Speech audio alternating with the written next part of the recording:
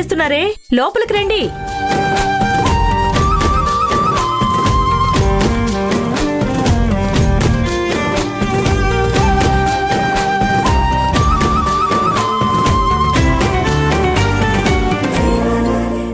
అమ్మా, ఇవన్నీ ఎందుకు?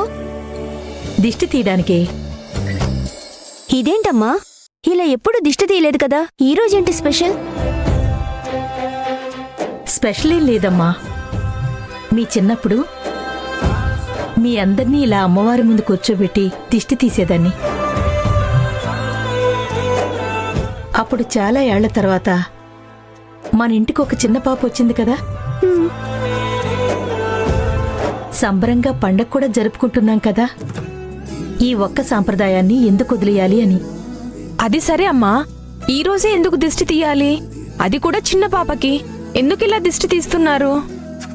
అదేంటంటే సంవత్సరంలో వచ్చే మొదటి పండగ కదమ్మా. అందరూ ఆనందంగా ఉంటారు, అంతేకాకుండా అందంగా రెడీ అయి ఉంటారు. అందుకే ఎవరి దిష్టి పడకూడదని, ముఖ్యంగా చిన్నపిల్లలకి ఇంకా పెరిగే వయసు కదా, చెడు దృష్టి పడకూడదని పండగ రోజు దిష్టి తీస్తారు. అంతేకాదు, చిన్నపిల్లలకి దిష్టి తీస్తే ఆ ఇంటికి కూడా మంచి జరుగుతుంది. ఏది ఏమైనా అప్పటి సాంప్రదాయాలే వేరు. ప్రతి సమస్యకి ఒక సొల్యూషన్ కనిపెట్టారు పెద్దలు. పద్ధతులు పాటించాలని, భక్తి శ్రద్ధలతో ఉండాలని ఇవన్నీ కనిపెట్టారు. నిజంగా చాలా గ్రేట్.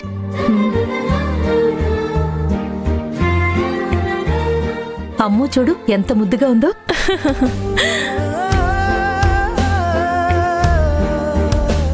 అదేంటమ్మా, తన్ని రెడీ చేస్తూ నువ్వు రెడీ అవడం మర్చిపోయావా? నువ్వు కూడా త్వరగా రెడీ అవ్వు, ఎందుకంటే నువ్వే దిష్టి తీయాలి కదా. అమ్మా, ఈ సాంప్రదాయాలు పద్ధతులు ఇవేవీ వద్దని నేను నిన్ననే చెప్పాను. కావాలంటే మీరు చేసుకోండి.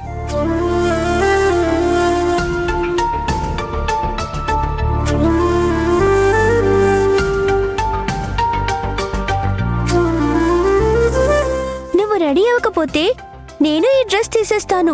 మొహం కడుక్కొని ఈ మేకప్ అంతా తుడిచేసుకుంటాను. నాకు ఇవేం అక్కర్లేదు అత్తయ్య. అయ్యో, అలా చేయకూడదమ్ము. నేను నిన్ను ప్రేమగా రెడీ చేస్తే నువ్వు కడిగేసుకుంటావా? మరి నాకు కూడా మా అత్తయ్య నాలాగా రెడీ అవ్వాలని ఉంటుంది కదా. నువ్వు రెడీ కాకుండా నేనొక్కదాన్నే కొత్త బట్టల్లో రెడీ అయితే ఎలా?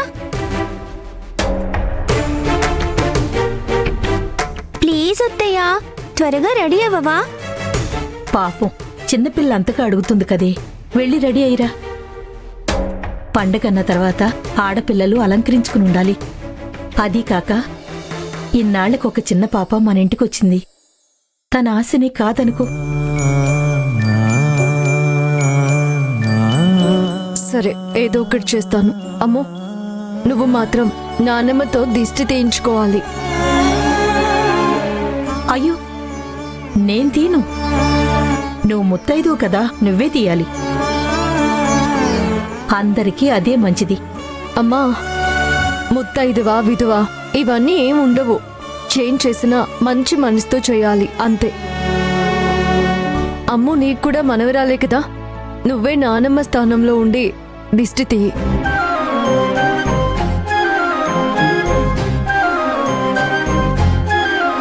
అంతా బావుంటే నాకు ఇంత పెద్ద మనవరాలుండేది.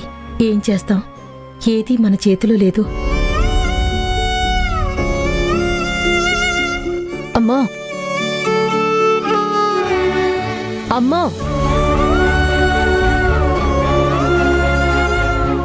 సరే అయితే నువ్వు హారతి రెడీ చేయి, నేను దిష్టి తీస్తాను. రామ్మా, కూర్చో.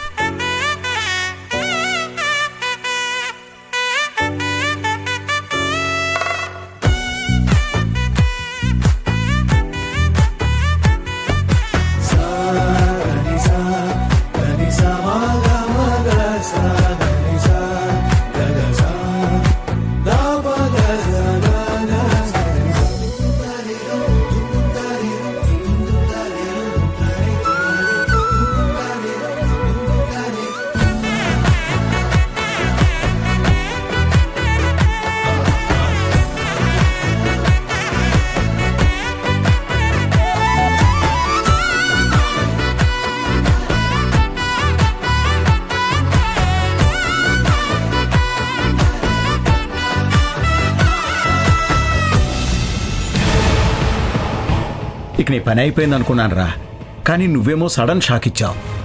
లేని నగలు ఎలా తీసుకొచ్చావురా? లేని నగలు నేను మాత్రం ఎక్కడి నుంచి తెస్తానన్నా? Sri Sai 1 gram gold shop నుంచి తీసుకొచ్చాను. అయితే పెళ్లిలో నగలు ఎలా రెంట్కి తీసుకొచ్చావో ఇప్పుడు కూడా అలాగే తెచ్చావన్నమాట. అన్నమాట కాదు, ఉన్నమాట. నేను చెప్పిన ఒక్క అబద్ధాన్ని మేనేజ్ చేయలేక చస్తున్నాను. ఈ అబద్ధాలన్నిటికీ ఫుల్ స్టాప్ ఎప్పుడు ఉంటుందో ఏంటో. అయ్యో దేవుడా, ఇప్పుడు నేనేం చేయాలి? పడ్డ కష్టం అంతా వృధా అయిపోయింది. అయ్యయ్యో దేవుడా, అరే అయ్యో ఇక్కడే పెట్టానే నగలు. ఏమైందమ్మా? ఎందుకు అలా అరుస్తున్నావు? ఏమైంది? ఇంకేమవ్వాలరా, ఇంట్లో దొంగతనం జరిగితేను.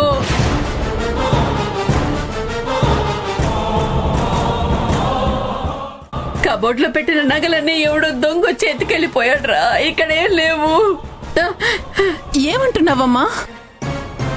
కిరణ్, సింధు, ఒకసారి ఇల్లంతా వెతకండి రా. వెళ్ళండి. సరే అక్క. జరగమ్మా. నేను చూసానురా. ఏమండి, నగలు పోయాయండి. అయ్యో త్రిపురా, నువ్వెంత వెతికినా లాభం లేదే. నేను గంట నుంచి వెతుకుతూనే ఉన్నాను, నగలు కనిపించడం లేదు. అయ్యయ్యో, ఇప్పుడేం చెయ్యాలి? అబ్బబ్బబ్బా, ఆపమ్మని ఏడుపో. ఆ నగలు ఎక్కడికి పోవు, ఇక్కడే ఉంటాయి. నేను ఈ కబోర్డ్లోనే పెట్టాను. ఇక్కడ పెడితే కనిపించాలి కదే. ఇప్పుడు నువ్వు కూడా వెతికావు కదా, నగలు లేవు కదా.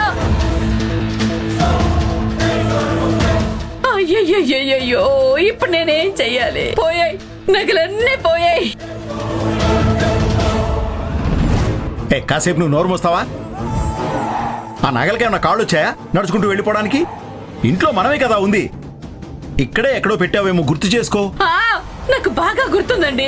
ఎవడో దొంగ విధవే ఇంట్లోకి వచ్చి నగలన్నీ కొట్టేశాడు.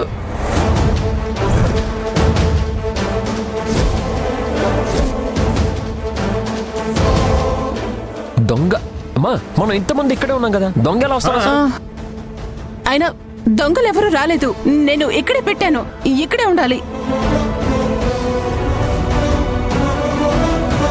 హే త్రిపుర, నిజం చెప్పు, ఆ నగలు నువ్వే కొట్టేశావు కదా?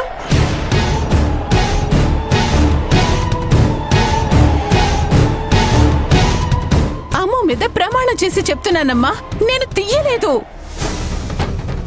అమ్మా, ఏంటమ్మా నువ్వు ఎప్పుడో చేసిన తప్పుకి ఇప్పుడు అక్కడ దిప్పుతావా?